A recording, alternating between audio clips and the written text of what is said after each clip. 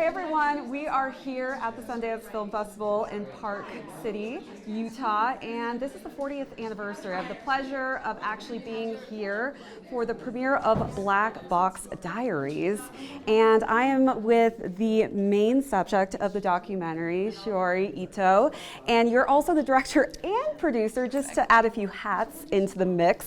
And a photographer as well. And a cinematographer. Okay, and cinematographer. Okay, we'll just keep going down the list. Anything else that you are? Stylist, makeup artist, you know, also maybe a driver on set, potentially. Yep, everything. She does it all. So if you want to, you know, bring her on board for anything, she's got it covered completely. But this is such an incredible story.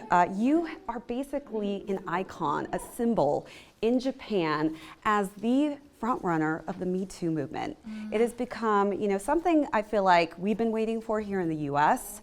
How would you say that kind of differs in Japan, the movement there? Well, I don't think I can say we ever had a movement. You are the movement, that's why. Oh, all right, I didn't realize that. Well, so it's been quite difficult to tell my own story from Japan. And I'm just really wishing that we can premiere here today and bring back, because we don't know if we can do that in Japan. And I don't know, just sharing my own story made me realize that I always felt very isolated in Japan, but I wasn't. Once I shared my own story, I get to meet and I get connect to other filmmakers, other people who face, you know, similar thing, which was like almost everyone. Everyone has been, you know, harassed or violated in different ways. So I'm very lucky that I was a journalist and also, you know, kind of experienced myself and learned in the hard way how it's important to tell your own story and share. I know statistically in Japan, they say that it's only around 4% of women that actually come forward in these type of scenarios. Do you hope that this documentary will actually push more women to come forward and actually tell their stories? Yes, I really wish so, but I think to do so, the law and how police handle these cases has to change. So it's not just the message for the survivor, but also these people who make the system to make it easier. So you talk actually a lot about the judicial system and the social system and how it's outdated. Yeah. Can you just speak a little bit on that? Yeah, so the worst thing that I had to experience at police station was I had to reenact with the life-size doll what happened on that night. And once you know that kind of things happen, it's uncomfortable to have to do that too. It's so uncomfortable, and then you're most likely not believed. So like, what's the point of going to the police?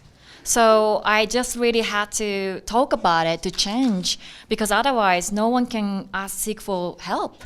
It's almost like they're mocking you in a sense, which is pretty crazy. And I mean, we have our own issues here in the States, but that is just so sad to hear. And of course, we wouldn't know unless somebody like yourself comes forward and you're documenting this, you know, case that you're going through. I know that originally you wrote a book called The Black Box back in 2017. Congrats on all the awards that book won. Thank you. Very well deserved.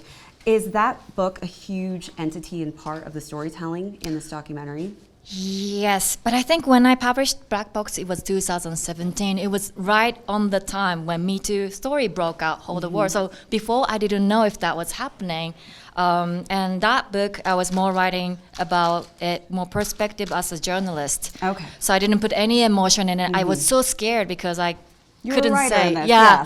But in this documentary, I'm writing as me. I'm a survivor, journalist, daughter, you know, sister. I'm everyone, and I just had to accept that. I just was so tired to have the label, you know, victim and everything, you know. So I'm happy that I could share my story from my own heart, which was super difficult. So I'm lucky to have amazing editor and team who, you know, made it all happen. You had an amazing team based off the photos. Yes, you're yes. a fun crew. I know, right? I love it. Yeah. Some flexibility as well. Good to have that on board. Yes. And in 2020, you actually were Time Magazine's one of their 100 most influential people in the world. That is such an accolade. How did it feel? That sounds, wow. I mean, it is. Okay. Everybody would dream to be in the top 100. I mean, statistically, that's like 0.00001%. But that just goes to show how impactful you are.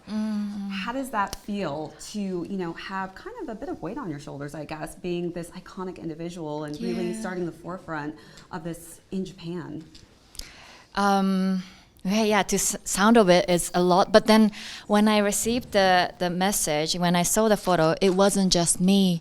It was the photo and all the people around me. So that really made me encouraged. It's not just me, my name. It's the nameless people who couldn't ever share the story. So it was really encouraged for everyone, I feel. So I'm very happy to see my name, but it was just not just me. It was everyone who went there. So who when went you're through there. going, you know, and getting these awards, you look at it as you're representing every victim that's gone through the same situation, which is so incredible. But I'm so excited for this. Congrats on making it here to Sundance Film Festival. We're so excited to have you. You're amazing. Thank you so much. Thank you.